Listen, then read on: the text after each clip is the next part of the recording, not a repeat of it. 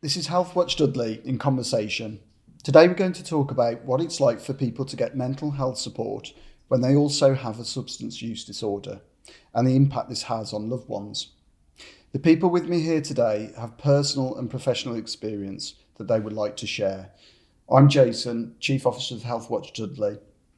I'm Stuart Bates, the Dudley Involvement Specialist for the Black Country Integrated Care Board. I'm Tina from Alternat+ves. And I'm Dave, Tina's husband from Alternat+ves. And can you just tell us a little bit about what Alternat+ves is, please? Yeah, Alternat+ves is a support group of families who have a loved one with substance use disorders and also mental health. 75% of the time there's mental health involved as well. Thank you. So Healthwatch Dudley listens to people's experience and shares them with health and care leaders to encourage positive change. And that's exactly what we're doing today, to listen to your story and help spread the word. So I know that your previous podcast focused on your backstory and some of the challenges you faced as a family finding support. You mentioned that it was difficult to know where to start when your son needed mental health support, but was told to address substance misuse difficulties first. Can you tell us a bit more about how that panned out? Yeah, thanks, Jason. There's a lot to tell you, so I'll try and cut it short. Craig, our oldest son, he's got ADHD, so he really struggled.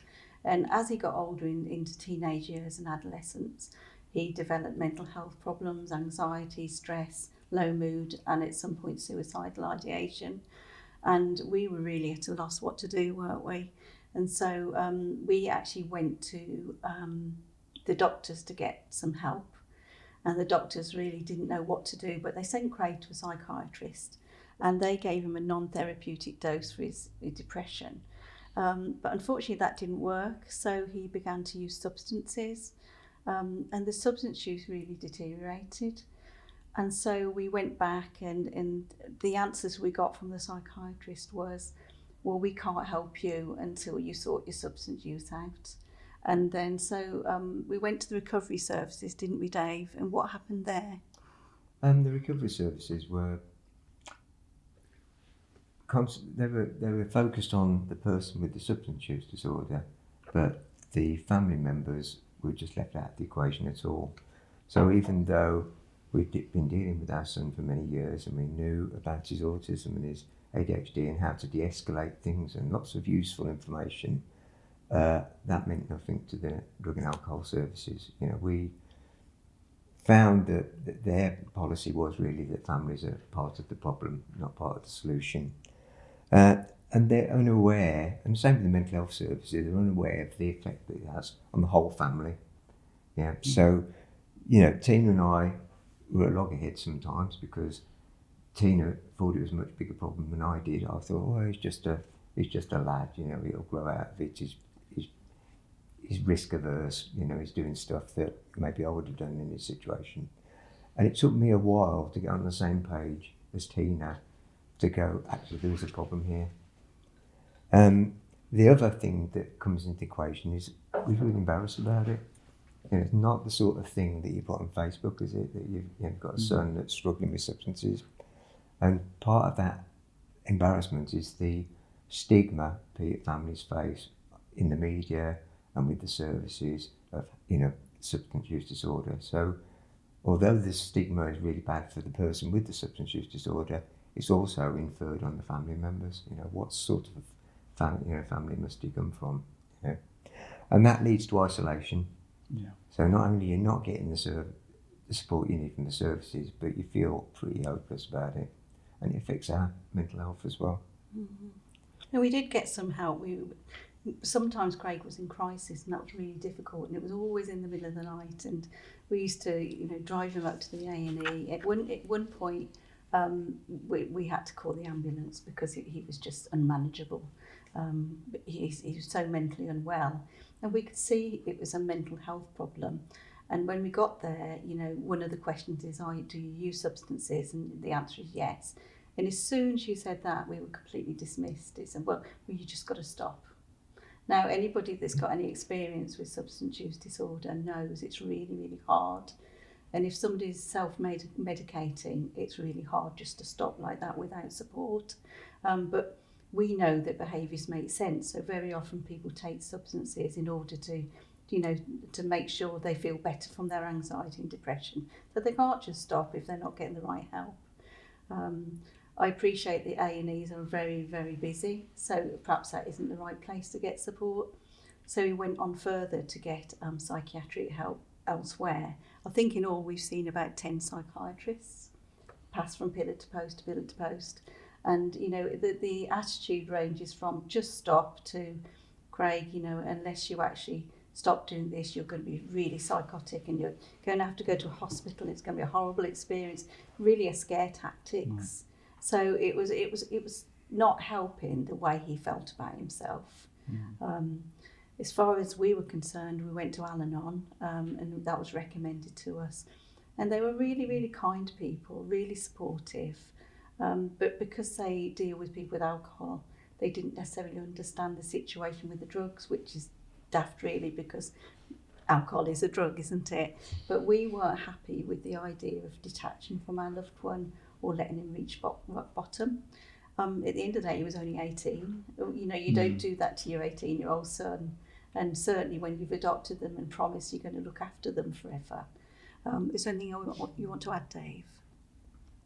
Yeah, I think Tina became the king of Google, and we were doing that as family members. If you're not getting the support, you start researching how you can get support. And Tina came across an organisation called Smart Recovery UK, and I thought, brilliant, I can take Craig to that. And it was in Birmingham City Centre at the time. I don't think there was one in Dudley, and I thought it was really good because it was science based and psychology based, and I thought it's going to do the trick for Craig, but he wasn't in that place. But at the same time, I discovered they had a family and friend support group, and there was one in the whole of the West Midlands. So we went to that, and there was a lady called Maggie who was working for an organisation called Datus, and they really taught us the ropes. They taught us about how to support a loved one using modern techniques based on rational emotive behaviour therapy and motivation interviewing and stuff like that. Really good, useful stuff. We first heard your story, or I did, when we met at the People's Panel in Hounslow, and perhaps Stu, you could tell us a little bit more about that. But I know you told me at that point that you'd engage with people from all around the world, but have had difficulty engaging with people locally here in Dudley. So I wondered if you could tell us a little bit more about that. But Stuart, perhaps for context, can you tell us a bit about the People's Panel? No, that's fine. Part of the mechanisms that we have at the ICB of listening to what matters most to people are community conversations, networking events, as well as the people panels. But I met Tina and Dave here at the Great Young Carer Centre at the Halzone cluster meeting, and when they were doing the introductions of what each service did, and Tina and Dave spoke, I'll come on to detail later about how it sort of really rung a bell with me. But when we spoke and introduced, me and Dave had a hearted, healthy conversation around GP services and flyers, etc. And we had a real conversation, didn't we, a few weeks later about the service. And I knew then there was a gap within Dudley around family support services from my own experiences, but more importantly, those who need it most within Dudley and the Black Country. But the People Panel is a quarterly meeting where stakeholders, partners, people that matter, our trusted voices come together to have conversations that matter most to them. So the People Panel that you attended in March was around children and young people and growing up and living well in Dudley. Yeah. And, that's where Tina and Dave shared their excellent service to those in the room, and you've attended a few more People Panels since, and it's just sort of demonstrating the ripples of what happens when you have a positive conversation like we did. So things may have moved forward since that initial conversation in March, but I know at that point there was challenges in engaging with local people. Can you tell us a bit about that and about how you've managed to sort of speak to people around the globe, but what are some of the blockages locally? I think, the one thing I've learned is that everybody's behaviours make sense. So the fact that we've been trying to get help for so many years is, when somebody pops their head up at a meeting, a cluster meeting, and starts talking to us, we just, same old, and it didn't take me long to realise that Stuart was actually on our side. And what I loved about the People's Panel is it's accessible to families that need it. So he does them on weekends, he does them in the evenings and stuff like that. So people that are working can actually have a say as well. So Dave, was that part of the issue, do you think, not being able to meet people at convenient times and the flexibility locally? Yeah, it's the same for families as well. So, we want families to come to the group and be in an environment where they can learn tools and be supported. But a lot of those are working. So our groups are at 6 o'clock in the evening. And we even do a group on a Sunday so that, somebody that can't make it in the week can come on a Sunday. So access to services is just a basic requirement. The other problem is it makes sense that people from Dudley would be struggling to go to a group in Dudley, because one of the common things is they're embarrassed about having a loved one with substance use, and they say to us, well, what if I meet somebody I know? And my answer to that is, well, you meet somebody you know, they're at the group for the same reason you are, that's a really good bond you can get together, so don't be embarrassed about it. And the reality is that there's 5 million affected family members in the UK, so that's a huge hole in the services, that's UK wide. I don't know what the proportion of people in Dudley is, but it'll be a few hundred people, not all being in isolation, all being embarrassed and struggling to find support. And I will add that we've had an amazing support from international organisations. So the Centre for Motivation and Change that actually trained us, they've got us on their meeting list. The guy that wrote Beyond Addiction, Jeff Foote, he recommends us to people he comes across, which is a real honour. We've got connections in Australia, so the CEO of RAD in Southern Australia, he'll pass the names on. We're on Smart International. So, they're all in our court, we're all going there for the same reason. And I do find that the services do recovery really well, but families are really excluded. And so if people are looking for family services in Dudley or indeed anywhere else in the UK, it's a real struggle to get family support. And that's something that I come across when having a lot of community conversations, that there's a lot of organisations in Dudley that do a lot of great work, but I feel family support isn't as advertised or supported, because obviously when individuals are 18, it's that GDPR and being an adult and making your own choices. But when I went through my own experiences of gambling, not once did anyone ever say to me, oh, here's something for your mum, dad, step parents, partner at the time, my nan, etc. And I often wonder, if I'd met you over 10 plus years ago, what course my life may have taken. I'm happy with the life that I've got now, but back then I do often wonder if that leaflet or that awareness, because for me personally, I really wanted to share that information, with key family members who I won't name, but I felt like I needed someone to behaviours make sense to teach them. So yeah, for me, I think it's a big gap, not just in Dudley, but beyond. Thank you, Stu. And this question to Tina and Dave, but Stu, you might have some additional thoughts on that. It's what do you think could have made it easier for you to access local support? So I know Tina and Dave first, but I know you've mentioned perhaps more signposting, more visible information, but in terms of accessing local support, what would have made that easier? Well, I think to start with, people being aware that there is a service, signposting. And so when we had 5 years with no help whatsoever. So nowadays, even just popping a poster up in GP surgeries or in primary care or social prescribers would be really helpful if people at the roots that meet people on a daily basis can actually support people that way. And also the joined up working between mental health and recovery services is so important, because we support many families, don't we, Dave? But there must be about 70-80% of our families, loved ones, have got mental health problems as well. And it's not just Dudley, it's a universal problem that, you know, trying to get a co-occurring service, I think, is absolutely vital.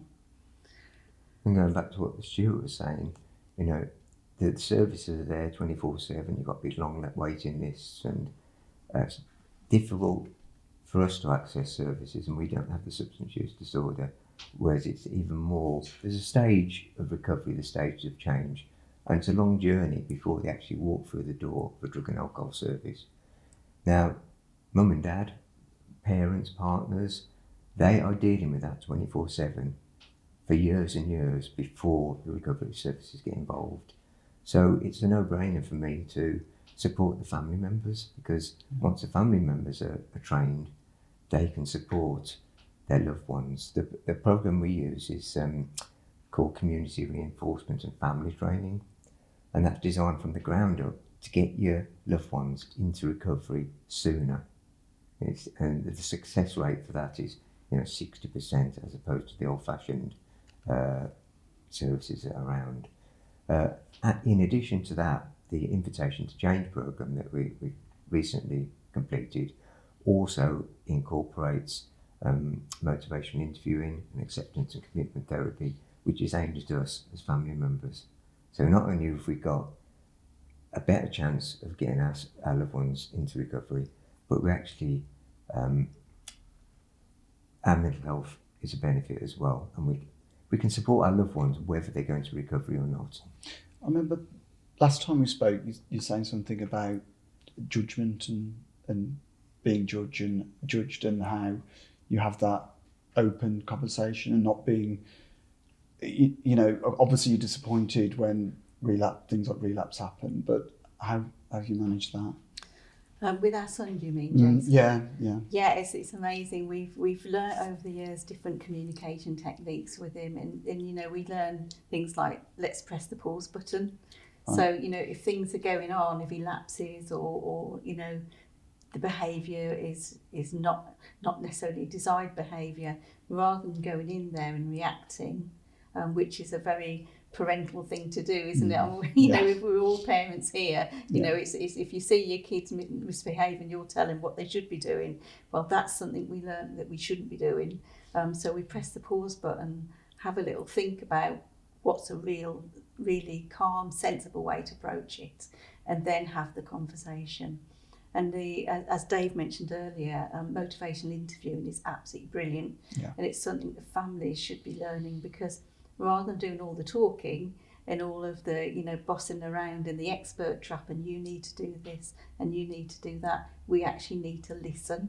We listen to our loved ones, see what's going on, understand what's going on, and then look for their motivation. And it's not rocket science, is it, Dave? But it's a skill that has changed our lives. That's brilliant. Yeah. There's a lot there, but my next question is, if you had the power to change anything within support services, what would it be? And I'm assuming there might be a few things, but the most pressing things, I guess. I think recognising the role of families in the support of their loved ones, you know, recognising that our families are a resource. Yeah, I mean, there's lots of things we'd like to change, really, but one of the things that we're really on a mission for is to stop the stigma. You know, you'll see on the telly they talk a lot about mental health and everything, and that seems to be getting better. But as soon as you throw the substance use disorder in, you know, you'll get all the stigmatising labels and judgments, and you know, and 9 times out of 10 they're wrong. And you know, you see the media, you see the papers, you see magazines, all of the negative images. It's frustrating for us, isn't it? There's a lot of barriers as well, you know. So, for example, we've been rejected from services because our son is not a service user with their service. So the reason he's not a service user with their service is because he's in supported housing in a different postcode. So they won't support us in Dudley, even though we live in Dudley. They won't support us because of where our son is. So the postcode lottery is a problem as well. So we've only got a choice of one service, but there are within 20-mile radius 3 or 4 different services. So it'd be nice if we could choose the best service for ourselves and for our loved ones. I couldn't agree anymore, and something that I'm really passionate about within my role is collaboration and working together to use the things we have rather than what we don't have. And I'd like to think Jason and I and the rest of the team at Healthwatch do that really well as other services. But I do see, not just in the space that we're talking about, but a lot of things across the Black Country and beyond, where people may not collaborate or see co-production and the benefits of it. And again, relating to myself, the importance of, like you said earlier, being able to host yourself before you can host others, and that stigma, because when I was going through my journey, it consistently felt like everyone was looking at me and like talking behind my back, and the sort of that fear of not being the person that I wanted to be or could be. And in work, I felt like Superman. Everything I was doing was going great, but out of work, I felt like Banana Man. I was going from one extreme to the other. Whereas now I feel like Superman all the time. But having that support and for those around me, because you feel like with my own experience, I felt like I was letting people down. And having 2 young kids, well, they're still young, but younger at the time, you think, man, I'm a failure, or what am I doing? But in theory, that wasn't the case. What you've said there is really important. There are resources that we're not using. An example of that is before COVID, when we were doing face-to-face groups, we ran a group at Birmingham City Hospital in a seminar room. Now, there are teaching hospitals up and down the country that have got loads of free resources in the evenings not being used by the students. So we've got slides, we've got presentations. They absolutely rolled the red carpet out for us, didn't they? It was absolutely fabulous. Yeah. We got presentations. We got about 12 people in the group. It really worked well, and that's very different to a family member having to go into a drug and alcohol service in the winter, in the dark. You're walking into a hospital. You could be going in there for any reason. You've got security. You've got canteens and stuff like that. So there are resources that family and friends groups can use that are existing. Obviously, you focus on carer support, but I'd like to know what are some of the top things you have learned that you would like to pass on to other carers that may be struggling with a loved one's substance use. Well, we've been doing this since 2016, so we've got a vast amount of information, and I really didn't know where to start. So I asked the group. I said, what have you found helpful? What would you pass on? We're doing a video. What would you pass on? And because it's a Zoom group, there's a chat going off, and they blasted the chat. And the top 5 things out of about 30 things they added was number 1 was not every crisis needs to be reacted to immediately. Put your own oxygen mask on first. Practice self-care and stay inside your hula hoop. So the hula hoop reference is to one of the tools that we teach, which is what you can change and what you can't change in life. Right. So the second... I'm sorry to interrupt. Yeah. When we met a while ago, I've lived by that hula hoop one. Okay. It has definitely impacted me. Yeah. And it works in all situations. That's the good thing about that tool. Yeah, and when we were doing smart recovery groups, the hula hoop is one of their tools. It's a common tool, but they call it the hula hoop tool. The second one was, first I would say, focusing on building my relationship with my loved one and the freedom to support him the way I want to, not the tough love, rock bottom way. Yeah. And that got a lot of support in the group. The second one surprised me. I don't know if you remember the Supreme song, Stop in the Name of Love. Mm-hmm. And they just wrote, Stop in the Name of Love. Okay. And that's a reference to us pressing the pause button. Yeah. And not reacting to their outburst or whatever it is we're having to deal with and getting frustrated about. It's pressing the pause button, listening to them and trying to get inside their head and understand what's going on, and then responding in a more positive way, or maybe stepping back and not responding. There might be a red traffic light moment. Number 4 was I found the skills we learn here help my loved one and also in other areas of my life. So as Jason just said, the tools we learn affect every portion of your life. You'll get on better at work with your work colleagues because it's positive communications tools and all sorts of really helpful things. We even use them at home, don't we, Dave? We do, yeah. The last one was the calmness and kindness you both have brought a lot of integrity to what you're teaching. And whilst this initially melted our hearts, I guess we're just modelling what we've learned from other people, and the training we've had in craft and the invitation to change. So there's a big thank you to the guys that have helped us along the way. So really what we do with our group, we're trying to make a group that we would have liked to attend all those years ago that wasn't there. And it's made a huge difference to our lives and other families' lives as well. Our son is now 8 months in recovery. Fantastic. So I'm really, really proud of him. Yeah. Yeah. That's fantastic to hear. Well done. So we do 2 weeks, 2 groups a week on Zoom. We've got a Facebook group, a WhatsApp group. We're on the Dudley CI. We're on Eventbrite, and the final thing is everything that we do is available on our website, so you can get resources there. So can you tell us what are some of the benefits of involving carers and loved ones in recovery services? Yeah, the recovery services are 9 to 5 generally. The family members are 24/7, so it can be literally be a lifesaver because families across overdoses, they can carry naloxone. It also helps families mental health and well-being as well. So things like presenteeism at work, where people arrive at work and they've, for example, in our situation, they've been in the A&E with their son flatlining at 3 in the morning, and they're at work 8 o'clock like a zombie. So the benefit, the health benefits for training families is really, really important.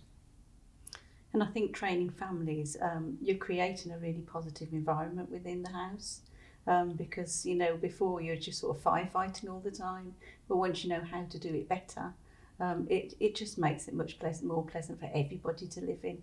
What we haven't mentioned is our other son. He was going through this all through the crisis. So if we can sort of get it together and be calm and peaceful about how we do it, it makes a huge difference.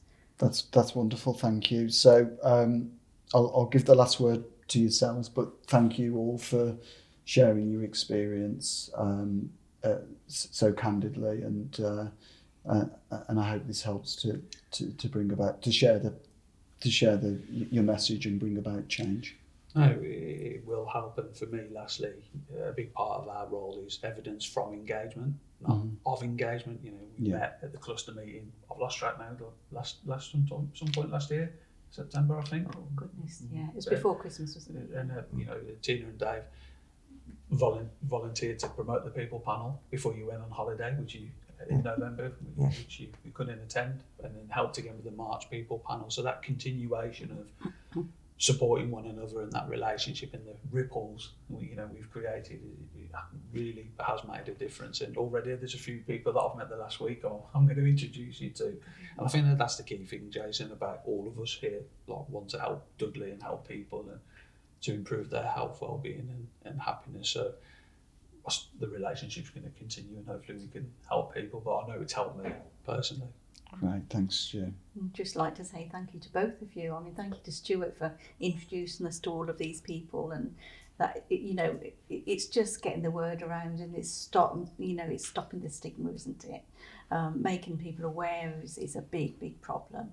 And Jason, we really appreciate your opportunity to do this today as well, and the fact that you want to get the word out there as well. And I think for my last word is to any families that are actually worried about a loved one is to connect with us, and we know how hard it is to walk through that door or click on that Zoom link for the first time. If it's face to face, we always have a box of tissues, but otherwise we really got an empathetic, kind approach, and you will be listened to and you will be supported. And the thing I'd add to that is there are just remember there are 5 million families in your position, so don't be embarrassed to come and talk to a group. They're not alone. You're not alone. Yeah. Thank That's you. great. Thank you.